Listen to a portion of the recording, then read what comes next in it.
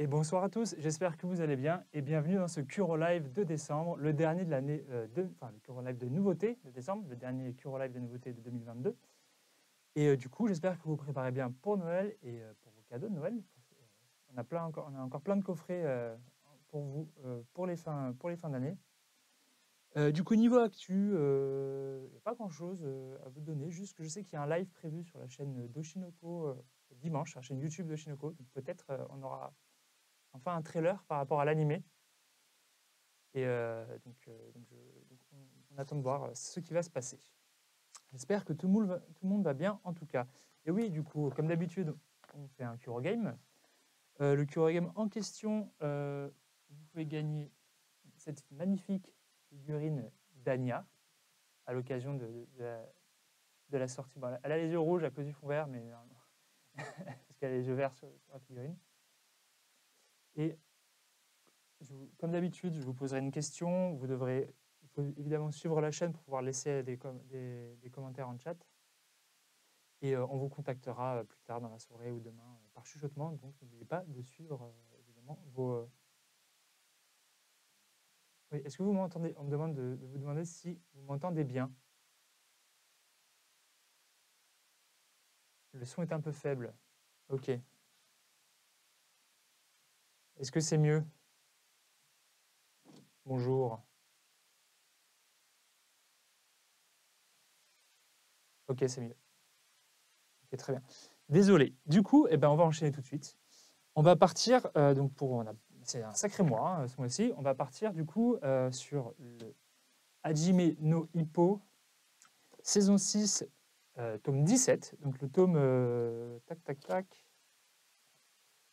Le numéro en tout, yep, volume 126. 126 tomes pour Ippo. Du coup, dans ce tome, on a Takamura qui combat Michael Goat, donc pour le titre mondial. Hippo essaye tant bien que mal pendant le match de comprendre comment utiliser efficacement le point gauche de Takamura, donc en décortiquant son combat contre l'américain Michael Goat. Et ils se battent, alors attendez, parce que ça c'est un peu plus compliqué à dire. C'est Takamura défend son titre alors de WBA, WBC de poids moyen. J'ai pas la ref, désolé. Et en attendant, Takeshi Sendo, donc le rival, lui s'active pour provoquer je bégaye aujourd'hui, un combat avec le champion des champions de sa catégorie.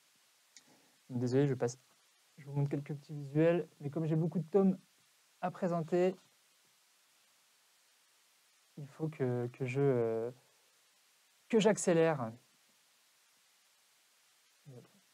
Donc voilà pour Hippo, saison 6, tome 17, ou tome numéro 126. Ensuite, je pars sur le dernier tome de Sherlock. Enfin, il est enfin sorti Sherlock, qui est donc une adaptation manga très fidèle de la série télé britannique avec Benedict Cumberbatch, si ça vous parle.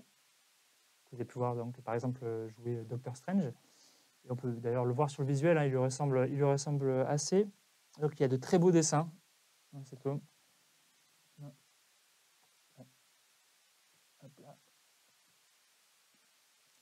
Et là, on va avoir surtout une partie d'échecs entre Irène et Sherlock, qui possède des infos top secrètes susceptibles de débranler le pays. Elle arrive à déjouer Sherlock un peu à sa guise, et alors que personne n'a jamais autant tenu tête à notre cher Sherlock. C'est le tome final avec une fin assez incroyable. Donc je ne vais pas vous en dire trop non plus, parce que c'est, comme je l'ai dit, le dernier tome. Et de toute façon, la série est en 5 tomes, donc si ça vous intéresse, allez-y. Sherlock, un scandale à Buckingham, partie 2. Du coup, je regarde s'il n'y a pas un peu une question. Pour l'instant, on n'est pas encore réveillé. Du coup, le prochain titre sera Mayomiro, tome 16. Donc, alors là, ça va être très court, parce que, comme je vous l'ai dit, je vais peut-être vous parler, pour ceux qui ne connaissent pas, du tome 1. Par contre, je n'ai plus le nom des personnages en tête, mais on suit donc une famille, donc un père principalement qui, je crois, travaille dans une entreprise de jouets, qui est très gaga de sa fille, et sa fille est à l'université, elle vit en dehors de la maison familiale. Du coup, il va absolument la voir pour déjeuner, il va aller déjeuner avec elle. Il se rend compte, elle porte un masque et des lunettes quand il va déjeuner avec elle, et il se rend compte que elle enlève ses lunettes et elle a des marques de coups et blessures. Il lui demande qu'est-ce qui se passe, qu'est-ce qui est arrivé. Et bon, on se rend compte que c'est son copain actuel qui lui a mis des coups. Le père, étant curieux et inquiet pour sa fille, décide de un peu l'affiler pour voir qui est ce mec. Et il va se retrouver à être enfermé chez elle alors qu'elle n'est pas là, et va rencontrer ce fameux mec qui en fait fait partie des Yakuza. Et il va se passer une petite interaction entre eux qui va causer beaucoup de problèmes à notre père de famille, qui va se retrouver emmêlé avec des situations de Yakuza. Et on a encore un problème sur le son? Non? C'est bon? Ok. Le son est un peu bas encore. Ok. Et du coup, pour ce tome, donc je vous fais un peu un résumé du tome 1, parce qu'on a pour tradition de ne pas trop spoiler, vu que c'est un thriller Mayomiro, vraiment toute une enquête et autres. Je vous lis généralement la C4, enfin le 4e de couve. Là, c'est parfait. Ok, c'est parfait. Du coup, et donc la 4e de couverture, eh bien, cela a fini par arriver. La route fut longue et pénible. Voilà. Et du coup, pour nos fans de Mayomiro, vous comprendrez ce que ça veut dire, parce que moi, je ne suis pas encore arrivé à ce moment-là. Pour le prochain titre de tout ça, bien évidemment, sort, pour l'instant, tout ce que j'ai présenté sort le 8 décembre, donc jeudi prochain. Le prochain tome, on part sur En scène, tome 19. Nous allons retrouver les aventures de notre ami Kanade. Attendez, je fais une petite pause, je n'ai pas présenté quelques visuels de Mayomiro, on va passer très rapidos pour pas trop. Hop, hop, et voilà, parce que sinon ça spoil. Du coup, on reprend En scène, tome 19, on retrouve Kanade. On la retrouve, là on l'a laissé, à la Royal Ballet School. Donc on s'était quitté en plein pendant les représentations de Noël par rapport à la pièce de Casse-Noisette, et aussi en parallèle, elles avaient une compétition de création de chorégraphie avec ses camarades de classe. Et donc, donc elle, Kanade, et Evelyne, je crois que c'est la danseuse américaine, qui sont donc en premier plan dans cette chorégraphie. La chorégraphie est réalisée par leur amie Kira. Évidemment, donc, on assiste au final de cette compétition de chorégraphie. Et évidemment, je ne vous dirai pas le dénouement. Donc, s'ensuit ensuite les vacances d'hiver, puisqu'on était à la période de Noël avec Casse-Noisette, où donc, tout le monde rentre un peu chez soi, sauf notre ami Kanade, parce que rentrer au Japon quand on est en Angleterre, ça coûte de l'argent. Et pour ceux qui ont suivi, sa famille n'est pas très très riche, c'était déjà compliqué de l'envoyer à Londres, et donc elle culpabilise et elle décide de ne pas rentrer, ce qui va la faire stresser pour la suite de son parcours de danseuse. Et elle va surtout devoir prendre une décision par rapport à son avenir de ballerine, justement, dans ce tome. Toujours de beaux dessins sur En scène par Cuvie. Toujours très beau dessin de mouvement du corps. Hop là. Et voilà. Alors, on va passer je voulais les mettre au milieu pour que tout le monde soit là au bon moment. On va passer aux choses sages. Donc ce tome est sorti ce tome est sorti le 1er décembre, et c'est bien évidemment Spy Family tome 10.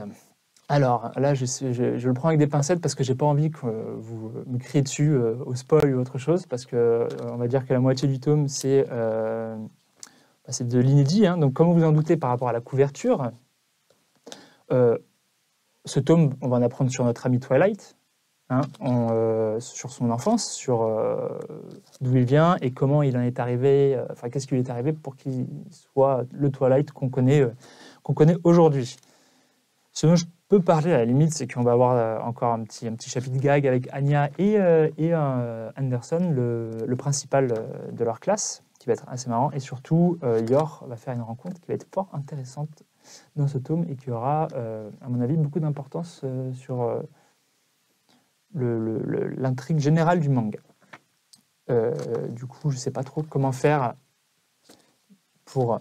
On va montrer très rapidement le visuel intérieur de couleur parce qu'il est très très beau. Et je vais essayer de trouver des petits... Bon, allez, toujours un peu d'Anya pour les petits visuels couleurs. Sans spoil. Qu'est-ce qu'on pourrait trouver? Ah, alors ça, c'est la deuxième page. Hein, avec Lloyd qui joue à la guerre petit. Et peut-être, voilà, ça, sans risque. Une scène classique de famille, comme on a pu le voir si souvent. Voilà. J'ai fait, oui, bah, il est full, j'ai fait au max, pour quand même montrer un peu les dessins, mais rien montrer de l'intrigue. Du coup, l'autre deuxième tome qui est très attendu, par contre celui-là sort pas jeudi 8, il sortira le 15 décembre. Et je parle évidemment de One Punch Man, tome 25, qui était très attendu. J'ai eu beaucoup de retours que les gens n'étaient pas contents des repoussements, désolé, hein, on a eu des soucis. Mais le voici enfin, le tome 25. Je montrerai son collector juste après, ne vous inquiétez pas. Du coup, donc c'est encore une fois, on est en plein pendant, je regarde la mauvaise caméra, pardon, pendant l'attaque du QG de l'Association des monstres. On reprend directement durant l'éveil de notre ami, c'est première page, de notre ami Garo. On reprend directement dans la première page de l'éveil de notre ami Garo contre Pri prisonnier. On va pas se le cacher, hein, ça va être compliqué pour notre ami Tolar contre Garo. Hein, et Saitama va faire la rencontre de Flashy Flash. Tac, tac, tac. Ça, je vous montre quand même ce petit visuel qui est incroyable de Garo, qui était aussi en fin de tome 24. Ouais. Flashy Flash et Saitama vont se rencontrer. Flashy Flash va essayer de le semer parce qu'il pense que Saitama est un gros débile et qu'il ne veut pas qu'il lui colle les basques. Et bon, évidemment, il ne va pas réussir. Donc Saitama va rester avec lui un petit moment. Et à la surface, vous savez, il y a des héros de catégorie A et B qui protégeaient qui bouchaient les sorties. Et bien, ils vont se retrouver un peu en difficulté parce qu'ils vont devoir affronter un certain général de l'Association des monstres qui est notre ami Miaou. Et je peux vous dire qu'il va sortir les griffes. Voilà, pour le tome 25. Ah oui, visuel des ennemis. Quelle classe. Donc il sortira bien le 15 décembre, celui-là. Et oui, là, les dessins de notre ami Murata sont toujours aussi beaux. Du coup, je vais vous présenter aussi le tome. Alors, attends, parce que je l'ai préparé un peu à l'avance, mais j'essaie de le garder bien. Tes souhaits. Bon, on verra ça après. Le tome collector, donc le tome 25. Voici la couve exclusive. Voilà. Bon, vous avez la couve, si vous avez le collector, vous avez la couve, la jaquette normale juste en dessous. Hein. Hop là. Avec, bon, je vous mets l'intérieur. Bon, après, je voulais. L'intérieur aussi est assez cool hein, du tome 25. Le cartonné, tac. Hop là. Et un petit visuel de Tatsumaki, mais avec le fond vert, ça lui donne les cheveux rouges. Et du coup, on passe à la petite figurine, qui vient avec votre tome collector. Je vous la mets comme ça. Elle viendra en fait plastifiée comme ceci. Il faudra juste retirer le plastique là. Hop. Et donc vous avez ces deux éléments que vous avez juste à enfoncer de cette façon-là. Hop là. Et voilà. Et vous avez votre petite figurine avec votre collector que vous pouvez mettre dans votre bibliothèque. Du coup, pour notre ami Saitama, c'est fait. On a vu, laissez-moi reprendre un peu. Et du coup, alors, une autre sortie, moi, un titre que j'affectionne beaucoup, qui est Call of the Night, donc le 3e tome. Alors là aussi, je ne peux pas trop en dire, parce que dès le début, on a des retournements de situation. Ce que je peux vous dire, c'est que Ko va faire la rencontre d'une... dans une de ses... il est à la recherche de Nazuna, qui n'est... comme ça peut arriver à plusieurs reprises, il a du mal à la trouver, elle ne répond pas au Tokiwoki, enfin à la montre Tokiwoki. Il va faire la rencontre d'une certaine lycéenne, qui est cette personne-là. couple-là. Cette rencontre va venir un peu perturber la dynamique de nos deux acolytes qui sont Nazuna et Eko. Et ceci, ça va un peu chambouler l'histoire et propulser toute l'intrigue vers, on va dire, dans une autre dimension. Et ça va surtout rendre un peu plus périlleux tout son chemin vers le fait de devenir un vampire. Je ne veux pas trop spoiler sur... en gros, il va comprendre qu'il y a plus de complications et de difficultés que ça pour le fait... Enfin, qu'il ne faut pas juste... le fait de juste tomber amoureux d'un vampire et de se faire sucer le sang ne fait pas... Il n'y a pas que ce facteur-là pour devenir vampire. Du coup, en lisant ce tome, vous découvrirez qu'est-ce qu'il faut. Toujours, moi j'adore l'ambiance de Call of the Night, cette ambiance de Tokyo la nuit avec des super beaux visuels. La couve, absolument incroyable. Qu'est-ce que je dis ? Il y a déjà un animé. Oui, il y a déjà un animé sur ADN.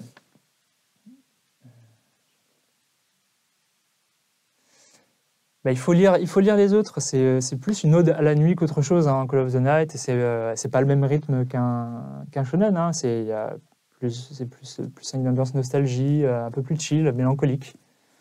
Mais moi, je trouve ça top. Enfin, moi, je trouve que ça change un peu de d'habitude. Les dessins sont très agréables. C'est vraiment un manga atmosphérique pour moi.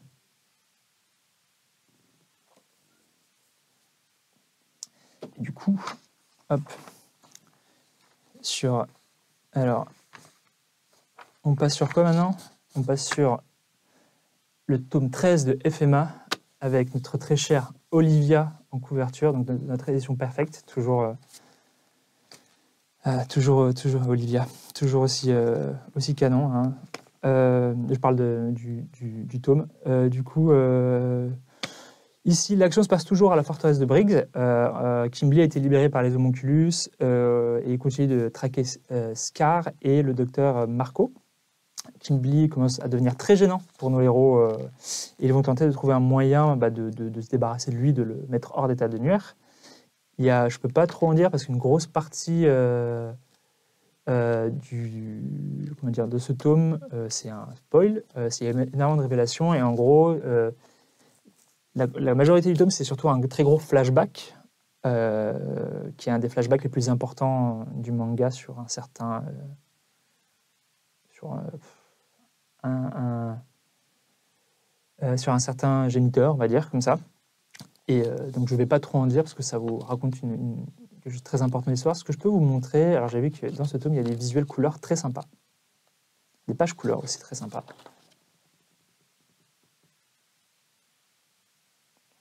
La qualité du papier est améliorée par rapport aux éditions précédentes. C'est très agréable. Ils sont plus grands aussi, évidemment. Voilà.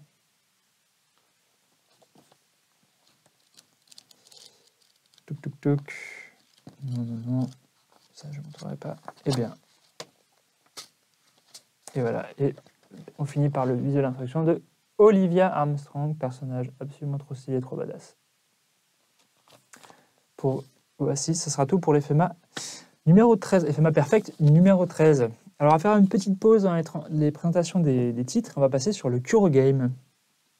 Du coup, je vous rappelle que vous pouvez gagner cette magnifique figurine Anya, que vous voyez ici et en live. Du coup, comme d'habitude, je vais vous poser une question. Vous mettez votre réponse en commentaire et on fera un tirage au sort du gagnant, soit ce soir, soit demain. On vous contactera par chuchotement. Donc, checkez bien vos chuchotements et donc pour pouvoir laisser un commentaire dans le chat, il faut évidemment suivre la chaîne. Du coup, selon vous, quel genre de bêtise pourrait valoir à Anya un autre Tonito? Quel genre de bêtise pourrait valoir à Anya un autre Tonito dans Spy Family? Vous avez jusqu'à la fin du live pour répondre et on tirera au sort le gagnant et on vous contactera. Du coup, c'était la petite pause Kurogame. Je vérifie qu'est-ce qu'il va se faire. Très bien. On passe maintenant sur Satan, le tome 16 et 17 de Satan, 666. On arrive à la fin, parce que les deux derniers tomes seront en janvier avec le tome 18 et 19. Là, donc, on se retrouve juste après le résultat, enfin l'aftermath du combat contre Amaterasu Miko, c'est ça, la prêtresse Amaterasu Miko, pardon. Ils ont battu son enveloppe corporelle et donc Joe va essayer de retrouver le corps de Ruby. Évidemment, il va devoir, vu que l'âme de Ruby était enfermée en lui, il va devoir faire un peu ce qu'on avait vu dans le tome précédent où Ruby avait rentré son âme en lui pour contenir Satan. Il va devoir faire le même travail pour la sortir, et ce qui va entraîner des complications par rapport à lui et Satan. Et donc du coup, Ruby est enfin libérée et on apprend qu'elle abrite, comme on l'avait vu à la fin, elle abrite un ange qui est Sandalphon et elle s'habitue un peu à ce nouveau pouvoir. Donc tous nos joyeux lurons vont se retrouver et ils vont être aidés par Mishima, qui est un scientifique de Stéa, et qui va les informer sur le plan de la grande prêtresse de Miko. Et du coup, ils vont décider de se rendre au quartier général de Zenom, au grand QG, au quartier général de Zenom. Et c'est là où se trouve l'autre Opart légendaire. Du coup, là, comme je l'ai dit, on a eu dans les tomes précédents le jump de 4 ans. Alors, toujours avec des petits visuels.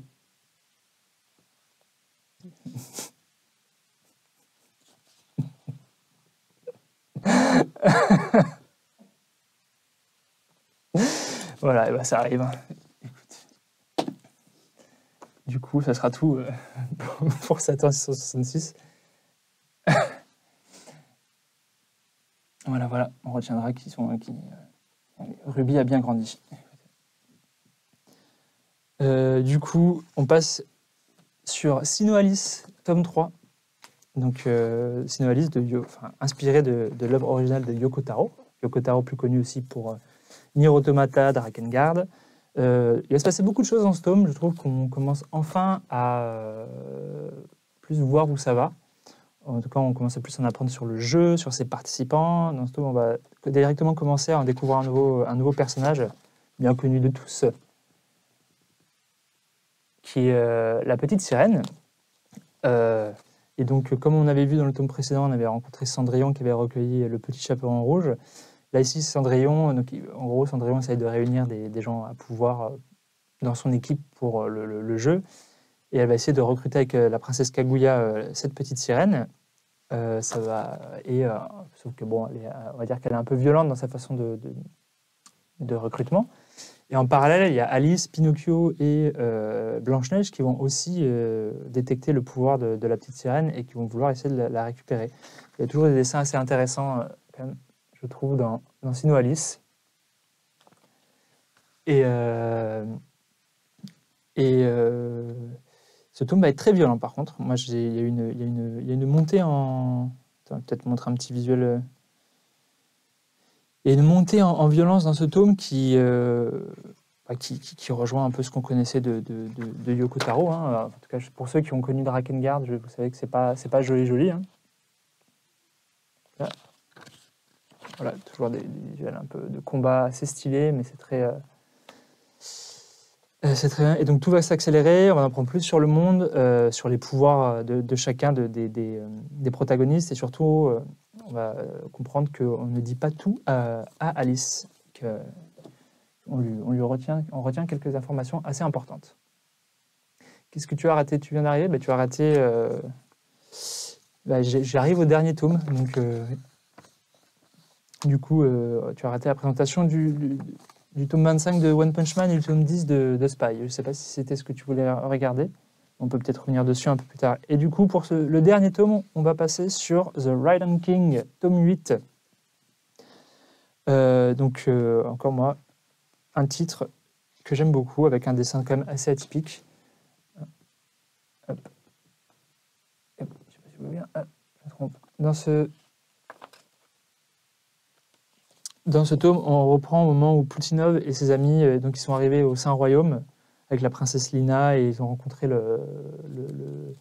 cette personne qui s'appelle Doc, qui est le chef adjoint du Saint-Royaume, enfin de la princesse Lina. Et ils sont pris en joue par lui parce que je pense qu'il y a eu un petit quiproquo par rapport à qui ils sont, d'où ils viennent. Voilà, ça commence d'ailleurs. Le tome commence comme ça. Donc, bon, une fois le quiproquo réglé, tout le monde devient ami-ami, sauf qu'ils n'ont pas le temps de souffler. Ils se font directement attaquer par ce magicien qu'on voyait dans les tomes précédents, qui les observait de loin, qui est un magicien des 2 tours, et qui, lui, est assez balèze, pour le coup, qui les met en déroute. Il va aussi les mettre en déroute en utilisant des monstres modifiés par, en fait, alors c'est compliqué parce qu'il a repéré des monstres qui étaient modifiés par une des personnes de son royaume, qui était quelque chose d'illégal, ce qui va créer des problèmes. Et surtout, donc s'ensuit un combat assez épique entre Ploutinov, les monstres et ce magicien des 2 tours. Ploutinov va se retrouver assez en difficulté, pour être honnête. Et c'est une des premières fois, je pense, qu'on le voit aussi en difficulté. Et on va surtout aussi, après, en apprendre beaucoup sur le passé assez compliqué de cette princesse Lina, c'est la princesse aux 4 oreilles. Et un très bon tome, moi, je trouve que Ryan King, ça a toujours une très bonne ambiance. Et du coup, je pense qu'on est bon pour les sorties de décembre. Je vais regarder un peu ce qui se dit en commentaire. Je la kiffe la série, juste pour la vanne du personnel. Si c'est un super tome, franchement. Ryan King, c'est très, très, très, très sympa. Je regarde là. Pas de nouvelles séries. On n'avait pas de nouvelles séries prévues pour décembre. Vous savez, on vous a annoncé les nouvelles séries qui sont pour début 2023. Du coup, on va passer aux annonces. Alors, j'ai pas beaucoup d'annonces pour vous, mais j'ai une annonce. On va parler de une opération commerciale de janvier pour l'achat du coup. Alors, est-ce qu'on peut lancer l'opération pour l'achat du coup de 2 tomes. Alors là, on a mis en avant FMA et Perfect et Solitaire Perfect qui sort le 2 janvier 2023. Du coup, mais c'est pas que pour l'achat de ces 2 tomes, c'est pour l'achat de certains tomes qui sont sélectionnés. J'ai les baguettes juste ici d'ailleurs. Alors malheureusement, avec le jaune, dommage. Bon, ça rend pas bien, mais elles sont magnifiques. Vous pouvez bien voir les FMA en fonction, mais les solitaires malheureusement ne marchent pas que du fond vert. Et vous pouvez les voir sur le visuel. Du coup, ce sera pour l'achat de 2 tomes. Il y a FMA et solitaire, mais aussi d'autres sélections qui viennent de l'éditeur japonais Square Enix. Du coup, Sinnoh Alice, j'ai Sinnoh Alice, Nier, Drakengard, Satan, j'ai plus en tête. Sinnoh Alice, Drakengard, Satan, Keijin Reijo et plein d'autres qui sont marqués dans les suite aux petits astérix. Je les ai plus tous en tête, malheureusement, désolé. Mais en tout cas, super goodies. Je les ai utilisés quand on les a filés. J'ai mangé des sushis le soir même dès qu'on les a filés, pour vous dire. Et ils sont donc fonctionnels, je confirme. Et vous pouvez même les laver. Ça ne s'en va pas avec le liquide vaisselle.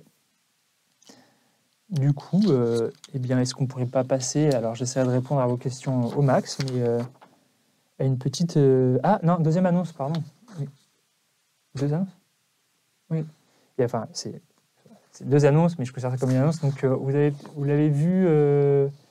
Oui, Red Light Sword, Blue Light Sword, du coup, merci pour les baguettes. Vous l'avez vu avec et Goblin Slayer, toute la gamme Goblin Slayer aussi. On l'a posté sur les RS, donc c'est une annonce par rapport au light novel pour le tome 5 de Slime, la nouvelle de Slime, et qui sera le tome 6, je crois, de Goblin. C'est ça, et donc c'est repoussé au 12 janvier, c'était prévu pour décembre, mais ça a été repoussé au 12 janvier, malheureusement, pour une raison qui n'est pas de notre fait. Et bien évidemment aussi, on va bien préciser sur mon petit conducteur, de vous dire qu'il y a les réimpes des anciens tomes qui sont prévus aussi. Du coup, maintenant, on va pouvoir passer à la FAQ. C'était 5-10 minutes des FAQ. Je ne sais pas depuis combien de temps est-ce qu'on fait en live, mais... Quand seront disponibles les baguettes? C'est début janvier, c'est l'opération de... Je crois qu'il n'y avait pas la date sur le visuel Non, c'est l'opération, excusez-moi, mais c'est l'opération de janvier, donc ce sera début janvier.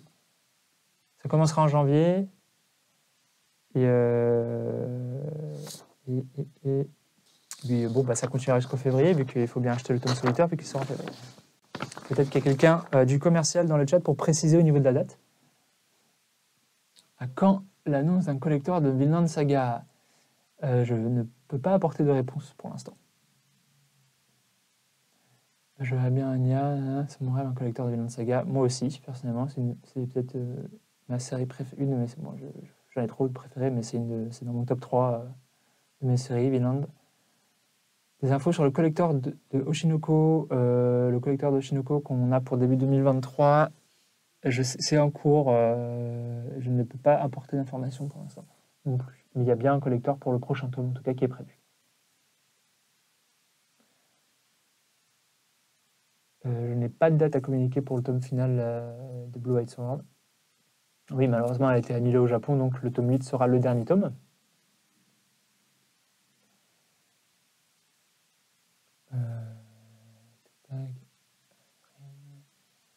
Ah, avril, bah oui. Il y a une date, alors je pense que la réponse est avril pour le tome de Blue White Sword. Est-ce qu'on est présent FIBD de Angoulême fin janvier? Alors moi, je ne pense pas, on n'a pas parlé, mais je n'ai pas d'informations là non plus. Du coup, je ne peux pas répondre. Voilà. Ok, d'accord. L'OP, merci.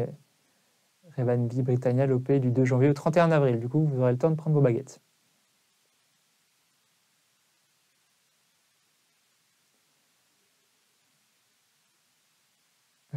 30 avril. Okay. Bon. Est-ce qu'il y aura d'autres questions, peut-être? Les couvertures des light novels ont l'air différentes, plus sur le visuel, plus épaisse. C'est normal. Pour le coup, je n'ai pas eu... Non, pour moi, il ne devrait pas y avoir de changement. Hein. Donc, je pense que c'est juste un effet de la modélisation 3D qui fait ça.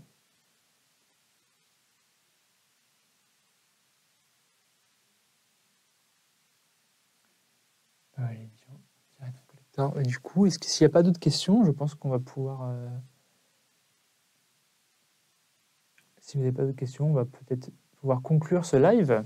Enfin, bien évidemment, on se retrouvera normalement le prochain Kuro Live, qui sera un live, le dernier live, vraiment le live avant Noël, qui sera le 20 décembre, je pense.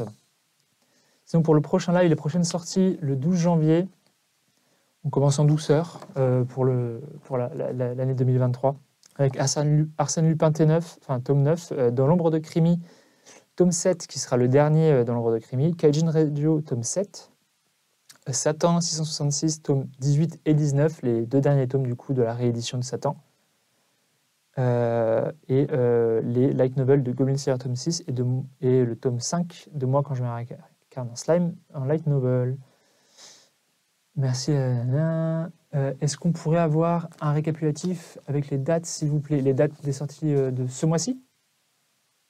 Sur quoi? Sur les sorties de ce mois-ci, sur l'opération de janvier. Sur ce mois-ci, tout ce que j'ai présenté sort le jeudi 8 décembre. Donc FMA tome 13, Call of the Night tome 3, En scène tome 19, Maomiro tome 16, Sherlock Scandale à Buckingham tome partie 2, Hippo saison 6 tome 17, Sinoalis tome 3 et Satan 16 et Satan 17 sortent le 8 décembre. Et Raiden King tome 8 le 8 décembre. Spy Family tome 10 est sorti le 1er décembre, donc il est déjà dispo. Et le collector de One Punch Man tome 25 et sa version classique sortent le 15 décembre pour le coup. Donc pas le jeudi 8 mais le jeudi d'après. Et oui, merci Kurokawa. Il faut acheter un maximum de Kurokawa, évidemment. Merci pour la propagande. Et du coup, je crois que donc je peux rappeler aussi l'opération de janvier, donc qui commence en janvier pour l'achat de 2 tomes de chez Square Enix. Du coup, Solitaire, FMA, Satan, Sinoalis, Goblin Slayer, Red White Sword, Blue White Sword, Kaijin Radio. J'ai un doute. Non.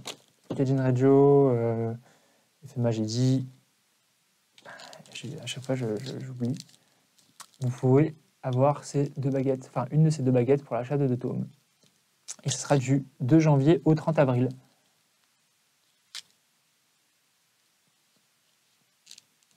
Et oui, il faut se mettre à jour sur le Kemono. C'était une super série aussi. Du coup, je pense qu'on va s'arrêter là. Eh bien, je vous rappelle, vous avez encore là jusqu'à maintenant pour gagner la figurine d'Anya pour le Cure Game en mettant une réponse à la question. Selon vous, quel genre de bêtise pourrait valoir à Anya un nouveau Tonito? Donc cette magnifique petite figurine qui pourrait se retrouver sur votre étagère, hein, accompagnée bien évidemment de la One Punch Man que vous avez avec le collector, hein, si c'est pas beau comme ça. Voilà, voilà. Du coup, je vous laisse et je vous souhaite, si on se voit pas au prochain live, enfin normalement je ne devrais pas être sur le prochain live, mais je vous souhaite de joyeuses fêtes et un très bon mois de décembre. Et puis portez-vous bien. Salut, salut, et on se retrouve à l'année prochaine. Du coup, c'était bon.